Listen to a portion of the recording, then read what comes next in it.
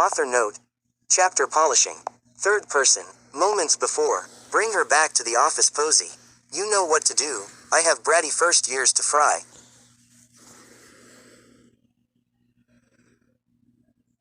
Hitachi Unagi commanded his loyal helper, who had a sinister smile on her face. In her arms was an passed out uraraka. Of course, sir. I'll be back to lend you a hand. He lifted his left arm, rolling his head. That won't be necessary. I'm sure the boy won't have trouble giving in if I show him this. His dark blue eyes formed a dark blue ray, scanning the helpless girl's body. She began to struggle for air, taking more breaths. He projects a lifelike image of her. A horrific image of Ochako, hurt and bruised. The girl's eyes widened in fear. She muffled. Posey slapped her face. Hitachi Unagi quirk. Illusion. By scanning a person, he takes away their life. For a minute, using the energy, projecting a replica of the said person, making a lifelike image of them for others to see. His disadvantages are that he has a 1-hour limit, or he freezes completely and he can't do any dialogue. He also can create a setting of images to make it believable.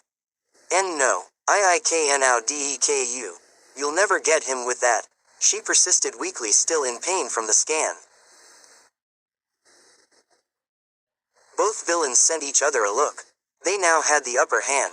How pathetic. I'm a little disappointed. I thought there would be more fight in you. I don't understand why you mean so much to him. You're not even worth it. Your time is up, hero. Those words hurt Ochako, like a knife going through her. Because it was true. She keeps saying to herself how she wants to be a hero. To not disappoint anyone. Helping the hurt heroes and bring their hope. Yet she wasn't any of those things. What would her parents think of her now? She can't even fight for her life. What would her classmates and Deku think of her? Deku, how would he want to deal with her? After all of this, she was helpless, useless, and couldn't even fight to protect them. Posey smirked mischievously. She stroked Ochako's face with her ruby red nails. She then scratched her face. The girl suddenly screamed. Posey roughly grabbed her hair and punched her, making sure she was unconscious. We'll get out of your way, sir. She jumped away with Uraraka with her. Good, I'm coming for you, my destiny. Hitachi Unagi smiled as his plan was going great so far. He made his way to the beach, where the other heroes were. They were in a circle chit-chatting away. It annoyed him like hell. He could control them all if he wanted to.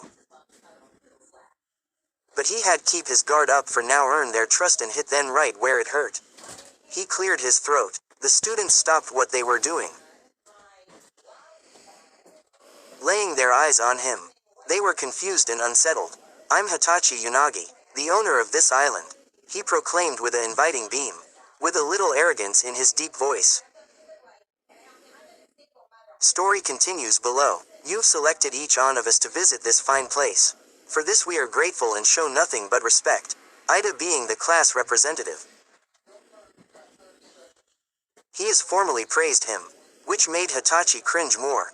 The others were still uneasy from what had happened earlier, so he decided to break the ice. Ida positioned his hand up for a handshake. Hitachi ignored the dark blue-haired boy. Nudging him to the side, Ida glared and wiped his glasses. Hitachi made his way to the greenette freckled boy. Flattering won't get you anywhere. You the plain-looking one. You're Izuku Midoriya, right? Izuku puffed his chest up. He felt the nerves come at him. Yes, sir. We met your son Haruto. We've learned a lot from him. His teaching style is very unique. The boy bowed in respect. Izuku then tailed off when his warm emerald eyes connected with Hitachi's dark blue cold ones. That could eat you up in a minute. Giving the boy a sick feeling in his stomach. Not wanting to lose his cool, he played along with the situation. Hitachi's eyes became filled with anger. With the mentioning of his loser of a son. Sure he was. Don't lie to me, I know you guys fought. You taught him quite a lesson. He's learned a lot thanks to you. Anyways, I ran into your girlfriend on the way here. Ochako. Izuku's eyes widened. Uraraka. He hardly grabs Hitachi's shoulders, letting his emotions take over. Where is she? Tell me, I need to know. Hitachi took a step back, lowering the boy's hands. She was attacked by this monstrous villain. Too much even if me to handle. When the fight was over she got all beat up and was bleeding terribly. That instead of sending her to a hospital I had my assistant Posey deal with her. Her quirk heals injures like this, it may be a bit gruesome. He projected the images of a bloody Ochako. She looked so lifeless. It broke the boy's heart. Izuku couldn't believe his eyes. His best friend, the girl that gets him more than anyone. All beat up and she had go through that all alone. If only he didn't mess things up, maybe she'd still be here in his arms safe. Izuku smacked himself on the head. No tea, that can't be right. I should have known this would happen. Damn it, where is she? I'm not going to ask again. The greenhead was weak to his knees. Tears rushed up inside, he pushed them back. Full of regret and shame, his hands were on the top of his head. Many thoughts echoed in his mind. Izuku never even told how he felt. What he really felt now he's lost her. All because he's afraid of rejection. What a stupid move. One for all started to glow inside of him. It was a different energy. It wasn't the normal green electricity. Black and blue were the colors. Izuku had a different look in him as well. That wasn't his normal fighting look. He was filled with anger and fear.